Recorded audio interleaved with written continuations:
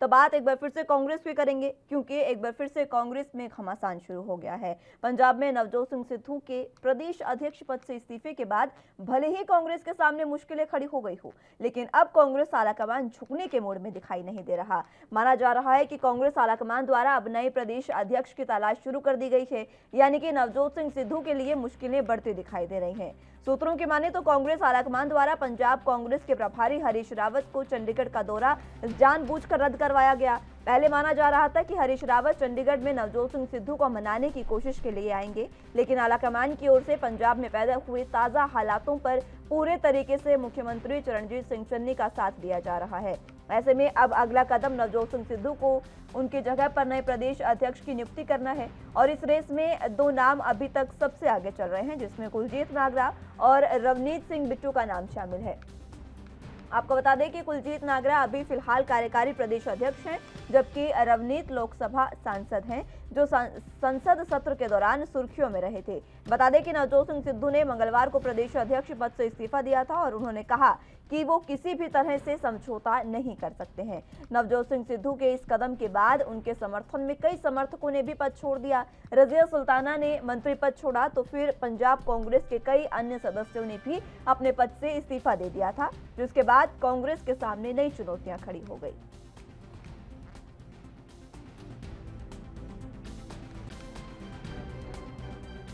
तो पंजाब में सियासी घमासान लगातार जारी है। अब नए प्रदेश अध्यक्ष की नियुक्ति के लिए एक बार फिर से माथापच्ची शुरू हो गई है। पिछले लंबे समय से पंजाब में, या यूं कहें कि कांग्रेस में पूरे तरीके से आपसी मतभेद जारी है, और जिसकी वजह से अब एक बार फिर से अध्यक्ष पद खाली हो गया है और उसके लिए लगातार अब माथापच्ची शुरू हो गई है। इसके लिए सीएम चरणजीत सिंह चन्नी को आदेशित कर दिया गया है। अब वो ये तय करेंगे कि आगे पंजाब का अध्यक्ष कौन होगा। आपको बता दें कि अभी कल ही नवजोत सिंह सिद्धू ने प्रदेश अध्यक्ष पद से इस्तीफा दिया, और उसके बाद कांग्रेस आलाकमान के सामने चुनौतियां बहुत बड़ी आ गई हैं। लेकिन अभी इस बार कांग्रेस आलाकमान झुकने के मूड में नजर नहीं आ रहा है, क्योंकि अभी कांग्रेस आलाकमान को तमाम चीजें जो है वो समझ आ चुकी है।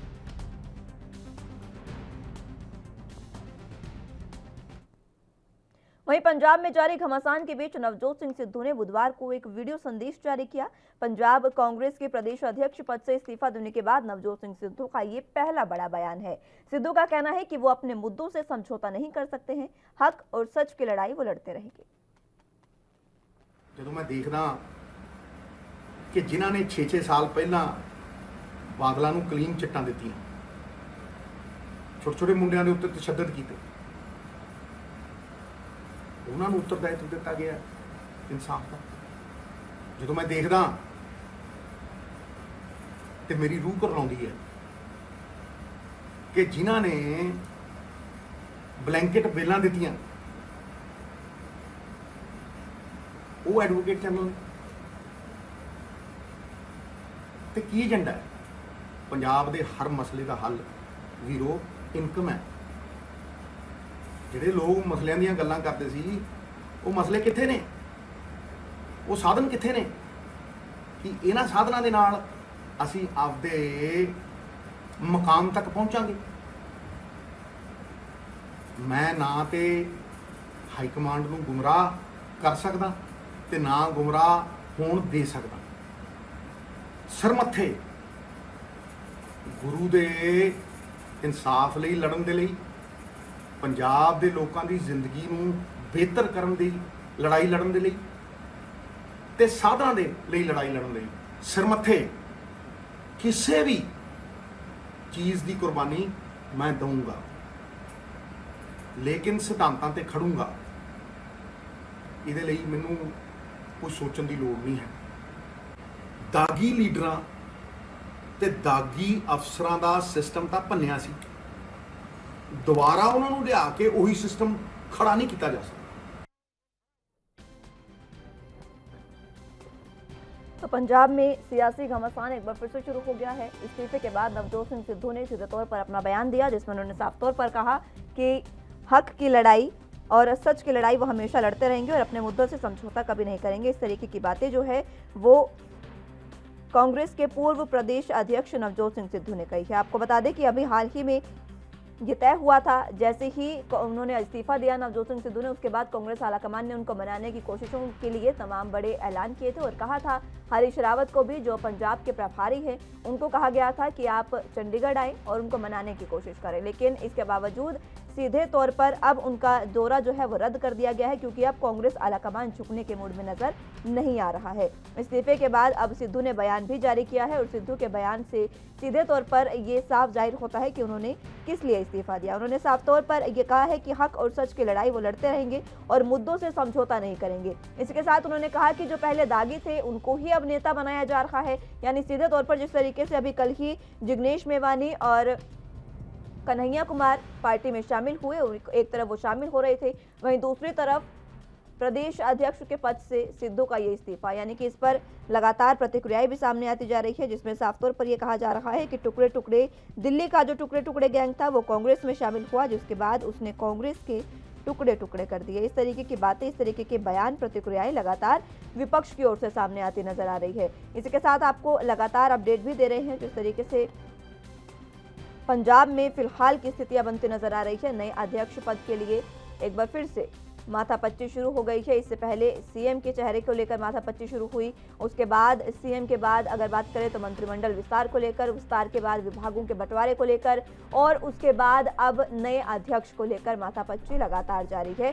और लेकिन जो घमासान है पंजाब में वो रुकने का नाम नहीं ले रहा। पंजाब कांग्रेस में जिस तरीके से लगातार घमासान देखने को मिल रहा है, उसमें यह भी कहना गलत नहीं होगा कि कांग्रेस अब पंजाब से खात्मे की कगार पर आ गई है। और इसी बीच अब आम आदमी पार्टी के संयोजक अरविंद केजरीवाल का भी पंजाब दौरा है, वो दौरे पर भी हैं और साथ ही साथ चुनावी ऐलान वो कई बड़े कर सकते हैं। आपको बता दें कि लगातार पंजाब में नवजोत सिंह सिद्धू के प्रदेश अध्यक्ष के पद से इस्तीफे के बाद जो सियासी घमासान है वो एक बार फिर से बढ़ गया है और पंजाब में सियासी घमासान लगातार अभी भी जारी है। इस्तीफे के बाद सिद्धू का भी बयान सामने आया है और अपने बयान में उन्होंने पंजाब में सियासी घमासान की बात कही है। इसी बयान में उन्होंने ये साफ तौर पर कहा कि पंजाब के प्रदेश अध्यक्ष पद से इस्तीफा उन्होंने इसलिए दिया क्योंकि वो अपने मुद्दों से समझौता नहीं कर सकते और सच और हक की लड़ाई वो हमेशा लड़ते रहेंगे। इस तरीके की बातें नवजोत सिंह सिद्धू ने कही है। आपको बता दें कि कल से ही सीधे तौर पर सिद्धू ने जैसे ही इस्तीफा दिया उसके बाद इस्तीफों की बयार एक तरीके से कहा जा सकता है कि पंजाब में देखने को मिली, जहां पर सिद्धू के इस्तीफे के बाद रजिया सुल्ताना इन्होंने भी मंत्री पद छोड़ दिया था और परगट सिंह ने भी इस्तीफा दिया, हालांकि उन्होंने इसका औपचारिक ऐलान नहीं किया।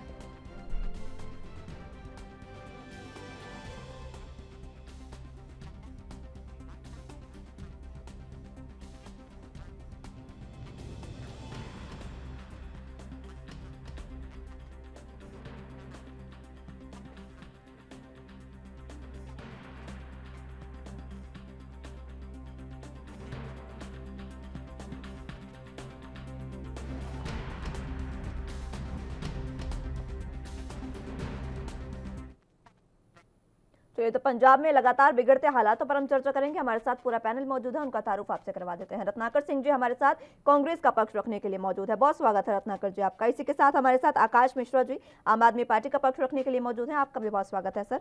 और खेमचंद शर्मा जी हमारे साथ बीजेपी का पक्ष रखने के लिए मौजूद है, आपका भी बहुत स्वागत है सर। सबसे पहले मैं आप ही के पास रत्नाकर जी आना चाहूंगी। पंजाब में लगातार सियासी बवाल थमने का नाम नहीं ले रहा। पहले आपने सीएम बदला, सत्ता परिवर्तन की, सीएम पर माथापच्ची हुई, उसके बाद कैबिनेट में जो विस्तार हुआ तो मंत्रिमंडल पर, उसके बाद विभागों के बंटवारे में देरी और अब आपके अध्यक्ष ने पूरे तरीके से इस्तीफा दे दिया है। हालांकि स्वीकार नहीं किया गया है, लेकिन आलाकमान ने अब ये भी आदेश दे दिए हैं कि अब आप नए अध्यक्ष का चुनाव कर सकते हैं। क्या स्थिति? देखिए, जो परिस्थिति आज पंजाब में दिख रही है, निश्चित तौर पर कहीं ना कहीं वहाँ पे जो पार्टी के पदाधिकारी हैं वहाँ पे आपसी कहीं ना कहीं नाराजगियां दिख रही हैं। लेकिन हमारे जो प्रभारी हैं पंजाब प्रांत के, वहाँ प्रभारी लोग मिल बैठकर जो भी नाराजगियां हैं, जहाँ पे कंफ्यूजन है, जहाँ पे लगता है कि चीज़ों को ठीक किया जा सकता है, प्रभारी लोग एक्टिव हैं और निश्चित रूप से वो लोग मिल बैठ करके वो नाराजगियां दूर करेंगे और आने वाले चुनाव में हम लोग मिलजुल कर चुनाव लड़ेंगे। उसमें चरणजीत सिंह चन्नी ही मुख्यमंत्री बने रहेंगे। और जहाँ तक रही बात सिद्धू जी की, तो सिद्धू जी का कहीं भी अभी उनका जो इस्तीफा जो है वो स्वीकार नहीं किया गया है और उस पर बात चल रही है, प्रभारी लोग बात कर रहे हैं और हमें पूरी उम्मीद है कि सिद्धू जी प्रभारी वो बात अपने कर पा रहे हैं रत्नाकर सिंह जी? प्रभारी का दौरा जी रद्द कर दिया गया। जी नहीं, प्रभारी जी लोग बात कर रहे हैं, अपने स्तर से बात कर रहे हैं, और दौरा रद्द करने से ऐसा नहीं है कि बातचीत का संवाद बंद कर दिया गया है, लेकिन वहां पे जो भी जिम्मेदार लोग हैं, सारे लोगों को इकट्ठा करके बातचीत चल रही है। कहाँ पे नाराजगियां हैं, कहाँ पे मंत्रिमंडल में फेरबदल में किसी की बात नहीं सुनी गई है, या फिर कहीं ट्रांसफर को लेकर बात नहीं सुना गया है, वो सारी चीजों पे चर्चाएं जारी हैं। और निश्चित रूप से हम जो भी नाराजगियां हैं उसको दूर करके, और हम सही तरीके से अपने काम ठीक में है। लगे रहेंगे। ठीक है, मैं खेमचंद शर्मा जी आपके पास आना चाहूंगी। सिद्धू जो अभी कांग्रेस में है, कांग्रेस में सीधे तौर पर बवाल करते वो बार बार नजर आ रहे हैं। इससे पहले उन्होंने बीजेपी भी ज्वाइन की थी। बीजेपी में भी जब पंजाब में शिरोमणि अकाली दल और बीजेपी का गठबंधन था, उस समय भी उन्होंने इसी तरीके की चीजें की थी। वो ऐसे लोगों को ले जो देश को तोड़ने का काम करते हैं और देश को तोड़ने की बातें करते हैं। टुकड़े टुकड़े गेम दिल्ली में जो कहता है कि भारत तेरे टुकड़े टुकड़े होंगे, ऐसे लोगों को वो कांग्रेस ज्वाइन कराते हैं। वैसे ही सिद्धू के सलाहकार कौन है, वो क्या कहते हैं? वो कहते हैं कि जम्मू कश्मीर भारत का अंग नहीं है, पाकिस्तान की बुराई मत करो। सिद्धू जी के खुद के जो मित्र हैं वो पाकिस्तान के प्रधानमंत्री हैं, पाकिस्तान के वहाँ पे आर्मी चीफ हैं। तो ऐसे लोग जो भारत के बारे में सोचते ही है, नेशनलिस्ट नहीं है, और सिर्फ सत्ता के लिए पार्टी ज्वाइन करते हैं और सत्ता के लिए ही लड़ाई करते हैं। वहाँ पे सिर्फ और सिर्फ कुर्सी की लड़ाई है और गांधी परिवार को बचाने की लड़ाई है, और कुछ नहीं है। जो उठापटक हो रही है सारी की सारी, वो गांधी परिवार को बचाने के लिए और कुर्सी को पकड़ने के लिए या कुर्सी को प्राप्त करने के लिए। आप देखेंगे पहले उन्होंने कैप्टन साहब को हटाया, कैप्टन साहब हटा के नए सीएम बनाए, फिर कैप्टन उन्होंने पहले अध्यक्ष चेंज किया, अब अध्यक्ष ने इस्तीफा दे दिया। तो क्या चल रहा है? ये सौदेबाजी चल रही है कि हमारे हिसाब से आप लिस्ट बनाओ, हमारे हिसाब से आप अधिकारी लगाओ, हमारे हिसाब से नहीं बनाओगे तो हम रिजाइन कर देंगे। पहले ऐसे ही ब्लैकमेल करके कैप्टन साहब से रेजिग्नेशन लिया गया। तो ये सारी चीजें दिखाती है कि पंजाब में जो हो रहा है वो कांग्रेस की जो नीति और रीति है सत्ता की, जो कुर्सी की लड़ाई की, वो उसी के तहत हो रहा है, कोई नया नहीं है। इससे कांग्रेस का वहां पे सफाया होना पक्का हो गया है, और जो अल्टरनेटिव है वो भारतीय जनता पार्टी के रूप में पंजाब देख रही है। ठीक है, और मैं आकाश जी आपके पास आना चाहूंगी। मैं आप दोनों के पास दोबारा आऊंगी। आकाश जी अब आपका रुख करना चाहूंगी।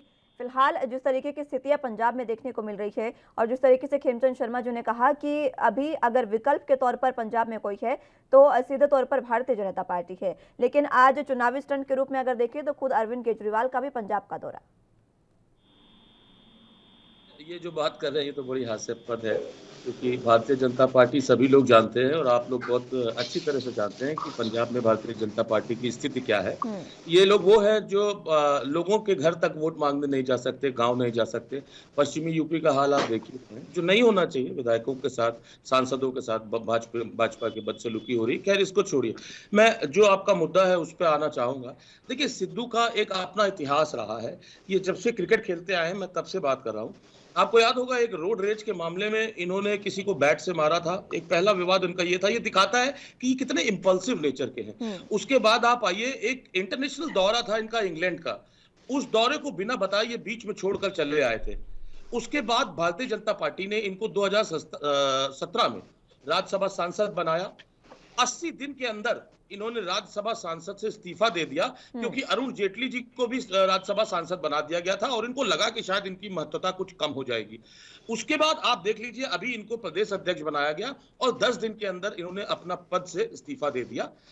किसी भी निजी कारणों की वजह से ही मैं इसको कहूंगा, क्योंकि ये चन्नी जी को मुख्यमंत्री बनाने पर पहले संतुष्ट नहीं थे, इन्होंने विरोध किया। लेकिन जब पार्टी के आलाकमान ने इनको समझाया तो ये मान गए। लेकिन इनको ये उम्मीद थी कि शायद जो मंत्रिमंडल विस्तार हो रहा है या जो अधिकारियों का ट्रांसफर पोस्टिंग हो रही है, चाहे वो आईएएस ऑफिसर हो चाहे आईपीएस ऑफिसर हो, उनमें सिद्धू जी की समझ रहेगी, उनमें सिद्धू जी की चलेगी। लेकिन वो नहीं चली। मुझे लगता है ये सारे संकेत क्लियरली बताते हैं कि कांग्रेस में नेतृत्व क्षमता की कमी है, जो आदमी नहीं पहचान पाते हैं। ऐसा शख्स जिसके लिए व्यक्तिगत स्वार्थ पार्टी से बड़ा है और पार्टी उसके लिए जो है सबसे छोटी है, शायद देश को भी वो इतना ज्यादा इंपॉर्टेंस नहीं देते। ये कांग्रेस पार्टी को समझने का काम करना चाहिए। ठीक है, आप तीनों का स्टार्टिंग कमेंट हो चुका है। अब आप तीनों एक दूसरे से क्रॉस क्वेश्चन कर सकते हैं। मैं रत्नाकर सिंह जी आपके पास एक बार फिर से आना चाहूंगी। दोनों ही पार्टियों की ओर से सीधे तौर पर कांग्रेस पर हमला बोला गया है। खेमचंद शर्मा जी कह रहे हैं कि सौदेबाजी कांग्रेस में होते नजर आ रही है पंजाब कांग्रेस में, कि आप हमारी मानिए नहीं तो हम इस्तीफा दे देंगे। और जिस तरीके से अभी आपने बातें आकाश मिश्रा जी की सुनी, उन्होंने भी सीधे तौर पर नेतृत्व पर सवाल उठाए हैं।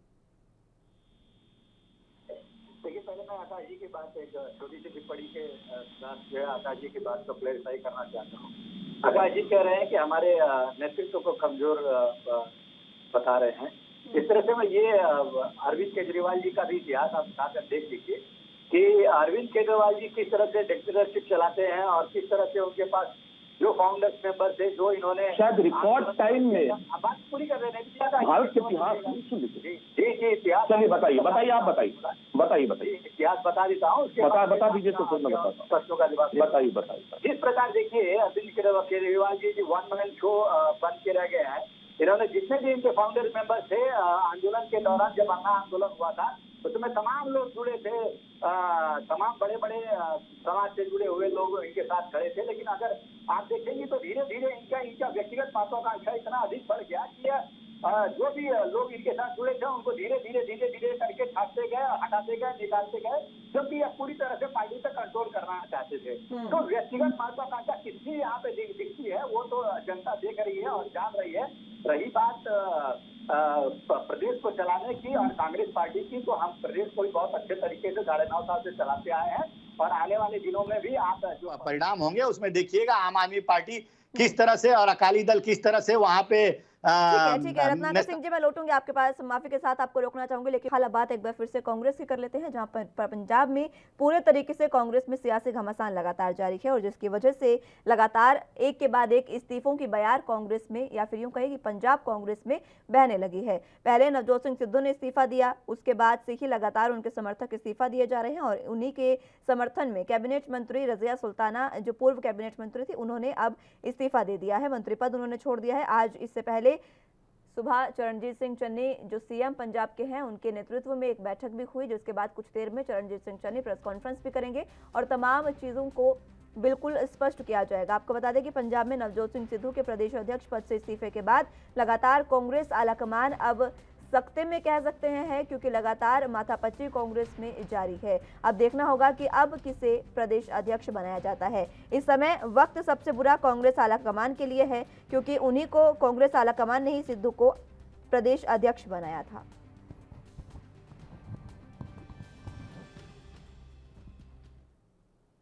चलिए तो रुक एक बार फिर से डिबेट का कर लेते हैं। तीनों गेस्ट हमारे साथ मौजूद है। रत्नाकर सिंह जी, आपको मैंने रोका था बीच में, आप अपनी बात पूरी करें। जी देखिए, मैं बात यही कहना चाह रहा था कि जिस प्रकार आकाश जी कह रहे थे सारी चीजें, तो आम आदमी की परिस्थिति ये है कि आज ये आम आदमी वन मैन शो बन के रह गई है और ये एक राज्य तक सीमित है। अभी ये सपने बुन रहे हैं या मुंगेरी लाल के सपने देख रहे हैं कि ये पंजाब में जीत के आएंगे और इनकी पार्टी खड़ी होगी। इनके तो आज कार्यकर्ता तक नहीं मिल रहे हैं। उत्तर प्रदेश की बात ले लीजिए, अगर मुंबई की बात कर लीजिए तो यहाँ पे बीएमसी चुनाव है, बीएमसी चुनाव में इनको उम्मीदवार तक अभी तक फाइनल नहीं कर पाए हैं और ना ही मिल रहे हैं इनके पास। तो परिस्थिति ये है। देखिए, कांग्रेस पार्टी का एक बहुत बड़ा इतिहास रहा है। अगर आकाश जी उसको इतिहास को उठा के देख लेंगे तो देश के निर्माण में किस तरह से कांग्रेस पार्टी के लोगों ने और कांग्रेस पार्टी ने योगदान दिया है, वो इनको सारी जानकारी हो जाएगी। पहली चीज। दूसरी बात, मैं खेमचंद जी की बातों का उत्तर दे देता हूं। खेमचंद जी बोलते हैं कि व्यक्तिगत जो है, खेमचंद जी बोल रहे हैं कि हमारी पार्टी ने पूरा पंजाब का नुकसान कर दिया, जिस तरह से ये कह रहे हैं। और हम हेलो, सौदेबाजी का जिक्र रत्नाकर जी उन्होंने किया था। हेलो, आवाज मिल पा रही है रत्नाकर जी आपको? चलिए, संपर्क उनसे टूट गया है, वो बात कहना चाहते हैं, एक बार फिर से उनको जोड़ेंगे। लेकिन मैं आपके पास आकाश जी आना चाहूंगी। रत्नाकर सिंह जी ने बहुत बड़े बड़े सवाल उठाए हैं आप पर। मुंबई की उन्होंने बात कही है, जहां पर उन्होंने कहा कि आगामी निकाय चुनावों के लिए आपको उम्मीदवार नहीं मिल रहा है। मुंबई की तो खैर दूर की बात है, लेकिन अभी कुछ ही समय में पंजाब में चुनाव होने वाले हैं, विधानसभा चुनाव। पंजाब में भी आम आदमी पार्टी में भी कलह तो कोई कम नहीं नजर आ रही। भगवंत मान अभी भी नाराज चल रहे हैं। अभी तक सीएम पद का चेहरा जो सीधे तौर पर अभी तक नहीं जाहिर किया गया है, उसकी वजह से। जी, कुछ बातें जो रत्नाकर जी ने उठाई है मैं उसका जवाब पहले दे दूं। इन्होंने कहा कांग्रेस पार्टी का इतिहास, तो मैं इनकी बात से सहमत हूं। कांग्रेस पार्टी अब इतिहास है, पहली चीज। दूसरी बात मैं इनको बता दूं, ये जो अरविंद केजरीवाल जी पर टिप्पणी कर रहे थे, तो शायद हिंदुस्तान के इतिहास में पहली ऐसा राजनीतिक दल है जो इतनी जल्दी किसी राज्य की सत्ता मिलती है और इतनी जल्दी मुख्यमंत्री बनते हैं, वो भी एक नहीं 3-3 बार चुनाव लगातार जीते हैं। दूसरी बात मैं इनको बताना चाहूंगा, उत्तराखंड का इंतजार कर लें और पंजाब में भी इस बार आम आदमी पार्टी की सरकार बनने जा रही है। कांग्रेस जनता ने देख लिया। इनसे जब अपने प्रदेश अध्यक्ष नहीं संभल रहे हैं, इनके मुख्यमंत्री नहीं संभल रहे हैं, जो छोड़ के भाग रहे हैं, तो ये जो 4-5 महीने बचे हैं इसमें जनता के लिए शायद ही कुछ कर पाएंगे। मैं बड़ी ही जिम्मेदारी से ये बात आपसे कहना चाह रहा हूं कि पंजाब एकमात्र ऐसा राज्य बचा था जिसमें ये ताकत में थे। अमरिंदर सिंह को किनारे करके इन्होंने उस चीज को भी किनारे कर दिया है। और जहां तक वन मैन पार्टी की बात ये कर रहे हैं, तो यहां पर क्या है, यहां जब ये एक गांधी परिवार की महत्वाकांक्षाओं को छोड़कर देश की महत्वाकांक्षा देखने लगेंगे, उस दिन शायद ये पार्टी आगे बढ़ जाएगी। मुझे कहने में कोई गुरेज नहीं, मैं नेहरू का मैं शुभचिंतक रहा हूं, मैं नेहरू जी की तारीफ करता हूं, लेकिन आज जो कांग्रेस पार्टी की स्थिति है वो उसी ये राहुल गांधी और प्रियंका गांधी और गांधी परिवार की वजह से है, जिनको न देश चलाना की अकल है और न ही ये पार्टी चला पा रहे हैं। ये स्पष्ट है, सबके सामने है बात। ठीक है, लेकिन सवाल मेरा आपसे था कि पंजाब में जो आम आदमी पार्टी है उसमें भी तो कहीं ना कहीं कलह देखने को मिल रही है। भगवंत मान बहुत नाराज चल रहे हैं आपसे। देखिए, होता यह है कि हर घर में झगड़ा होता है। मुझे इस बात में कहने में कोई गुरेज नहीं, कोई इतराज नहीं है। आप कोई राजनीतिक दल बता दीजिए, मैं बड़ी जिम्मेदारी से कह रहा हूं, जिसमें घर में झगड़ा नहीं होता। लेकिन जब घर के झगड़े सड़क पर आ जाते हैं तब शायद टूटन शुरू होती है, और इस टूटन में अभी आम आदमी पार्टी नहीं पड़ी है। इस टूटन ये भाजपा कांग्रेस का ही चक्कर है, इससे आम आदमी पार्टी बहुत दूर है। विश्वास दिलाता हूं, इस बार आम आदमी पार्टी जनता के मुद्दों पर सरकार बनाने जा रही है पंजाब में, और आप बहुत जल्द इसको देखेंगे भी कैसे जमीनी स्तर पर हम अपनी बातों को उतारते हैं। ठीक है, आम आदमी पार्टी इस बार पंजाब में सरकार बनाने जा रही है, और अगर अंतर कलह की बात करें तो वो बीजेपी में भी है। इस तरीके की बातें आकाश मिश्रा ने कही है। खेमचंद शर्मा जी, देखिए मिश्रा जी को शायद पता नहीं कि दिल्ली में इन्हीं की सरकारी आंकड़ों के अनुसार लगभग 18 लाख युवा हैं जो बेरोजगार हैं। उनमें तो किसी को इन्होंने बता दिया नहीं, और वो यदि हम एक्चुअल आंकड़े देखेंगे लगभग 25 लाख के आसपास ऐसे युवा हैं जिनको रोजगार की जरूरत है। तो पहले दिल्ली में दो ना पता। दिल्ली में तो आपके पास पूरा बजट है, आपके पास 69,000 करोड़ का बजट है। दिल्ली में आपने बोला आप 15,000 डीटीसी बस चलाओगे, 3,000 बस में दिल्ली का काम चल रहा है। आपने बोला 200 स्कूल बनाओगे, आपने कॉलेज बनाओगे, कहाँ है कॉलेज? आज आपकी रोडों की हालत खराब है। आपने बोला अच्छा सीएजी ने कहा है सारे राज्यों में से दिल्ली सरकार फायदे में है, इतनी सुविधाएं जनता को देने के बाद भी। सरकार में जहाँ पे सत्ता में जहाँ पे आपको चुना है आप तरीके से फेल्यूर हो, और आप दूसरी जगह जाके सपने दिखा रहे हो। आप उत्तराखंड राम के नाम पर चंदा चोरी नहीं करी है, उत्तर प्रदेश में जल मिशन घोटाला नहीं किया है। सीएजी ने कहा है कि आपने धर्म के नाम पर धंधा किया है, कुंभ मेले में घोटाला कर डाला है, तो आपको कम से कम मत बोलिए। बोले तो बोले, पिछली बार आपको नोटा के बराबर ही वोट नहीं मिली। पहले कुछ करो और फिर दिखाओ लोगों को, फिर आपको समर्थन मिलेगा।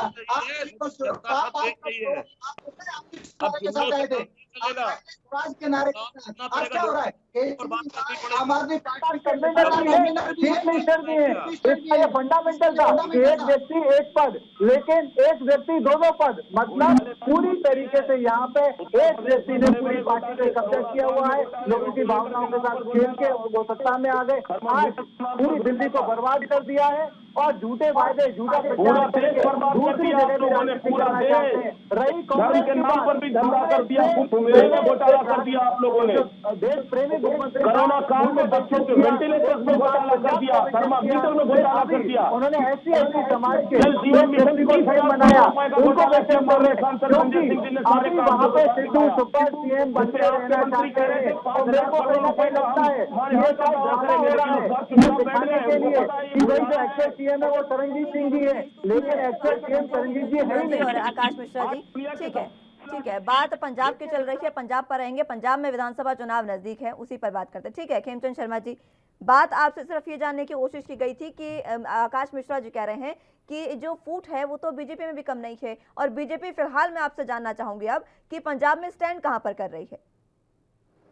देखिए, भारतीय जनता पार्टी की स्थिति पहले भी गांव से ज्यादा वहाँ पे जो टाउन है, शहर है, वहाँ पे मजबूत होती है। हमारी माफी के साथ मैं आपको रोकना चाहूंगी खेमचंद शर्मा जी, मैं लौटूंगी आपके पास इसी सवाल के साथ। एक बार फिर से शुरुआत करेंगे डिबेट की, लेकिन वक्त एक छोटे से ब्रेक का है, फौरन हाजिर होंगे।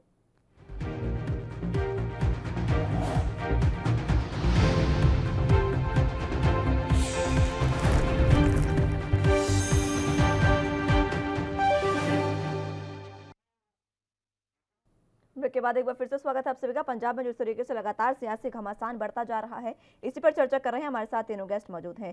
खेमचंद शर्मा जी, आप ही को रोका था मैंने, आपसे एक बार फिर से सवाल वही लेना चाहूंगी। आखिर पंजाब में कांग्रेस, माफ कीजिएगा, बीजेपी स्टैंड कहां पर कर रही है, ये मैं आपसे जानना चाहूंगी। क्योंकि शिरोमणि अकाली दल, आम आदमी पार्टी और कांग्रेस तीनों का ही दबदबा पंजाब में है, लेकिन अभी तक बीजेपी जो है उसका इतना खास वर्चस्व वो पंजाब में नहीं देखने को मिला। देखिए, कांग्रेस का वहां पे इस समय आप देखेंगे कोई अब नहीं रह गया है। कांग्रेस ने पहले कैप्टन साहब को विजिट किया, पंजाब को विजिट किया, उसके बाद उन्होंने चरणजीत सिंह जी को सीएम बनाया। अब चरणजीत सिंह को लगातार वो विजिट कर रहे हैं। पहले उन्होंने बोला कि हमने गलत काम किया, मार्क्सिस्ट को मारा, लेकिन उनके ऊपर उन्होंने सुपर सीएम सिद्धू को बैठा दिया और सिद्धू उनको डिक्टेट करना चाहते, डिक्टेशन के अकॉर्डिंग वो सरकार चलाना चाहते हैं। वो पूरे समाज को विजिट कर रहे हैं। अब खेमचंद शर्मा जी, मेरा सवाल आपसे यही रहेगा। आप ठीक है, कांग्रेस पर मैं फिर रोकूंगी। सवाल मेरा आपसे यही है कि पंजाब में आखिर बीजेपी स्टैंड कहां कर रही है। आपने पंजाब में सरकार बनाई, लेकिन शिरोमणि अकाली दल के साथ गठबंधन करके सरकार बनाई, उसमें भी आपने किसान ये तीनों कृषि कानून लेकर आए, जिसके बाद आप ही के जो सरकार गठबंधन में सरकार थी उसमें हरसिमरत कौर बादल ने सीधे तौर पर इस्तीफा दे दिया कैबिनेट से। ऑलरेडी अब हमारे पार्टनर नहीं है, लेकिन भारतीय जनता पार्टी के ऑर्गेनाइजेशन ने अपने आप को काफी एक्सप्लेन किया है और हमें पूरी उम्मीद है भारतीय जनता पार्टी यहाँ पे जबरदस्त प्रदर्शन करने वाली है।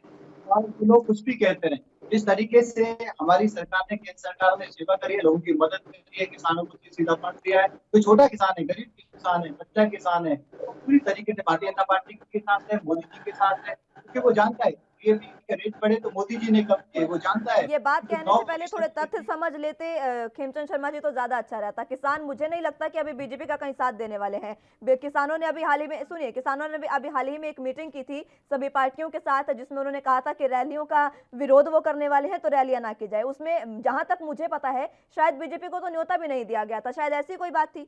मैं आपके पास आना चाहूंगी रत्नाकर सिंह जी। योगेंद्र यादव जी जैसे व्यक्ति को तो किसान मानता नहीं। टिकैत जी जो अपने हिसाब से बातें करते हैं, कैमरा पे जिस तरीके से उनकी बातें पकड़ी गई, वो कहते हैं कि जो नए कानून है उससे जमीन में कोई प्रॉब्लम नहीं आने वाली, किसी भी तरीके से जमीनों में कोई खतरा नहीं है, और वो जमीन बिकवाने के लिए, जमीन बेचने के लिए आते रहते हैं। मतलब बाद में वो सौदागिरी करते हैं, दिखाने के लिए किसान बने हुए हैं। ये लोग सब जनता के सामने आ रहे हैं। आप इन तमाम नेताओं की बात छोड़ दीजिए ना, ठीक है, नेता तो राजनेता बने ही राजनीति करने के लिए है, नेता तो राजनीति करेंगे ही। हम किसानों की बात कर रहे हैं, किसान तो आपके साथ, आपने खुद कहा कि किसान साथ में नहीं थे। किसान कहाँ आपको साथ दिख रहे हैं? ठीक है, मैं लौटूंगी आपके पास, इस सवाल का जवाब लूंगी। रत्नाकर जी, आपके पास आना चाहूंगी। बार बार सवाल उठ रहे हैं आप पर, जो दिल्ली के टुकड़े टुकड़े गैंग थी, सीधे तौर पर आपने उनको अपनी पार्टी में जगह दी। इससे पहले कई बार ऐसे बयान भी कांग्रेस की ओर से सामने आ चुके हैं, चाहे फिर वो पूर्व सीएम कमलनाथ की बात कर ले, उन्होंने भारत को बदनाम कहा था, आपको याद होगा। इस तरीके की बातें जो है वो लगातार सामने आती रही है। 370 बहाल करने की बात कही गई थी अगर कांग्रेस की सरकार बनती है तो, और अब आपने एक बार फिर से जिन पे देश विरोधी नारों का आरोप है, वो सीधे तौर पर जो आरोप है उनका, उसके तौर पर आपने सीधे तौर पर उनको तमाम चीजें जो है उनको एक बार फिर से कैबिनेट में शामिल कर लिया। मैं माफ कीजिएगा, अपनी सरकार में शामिल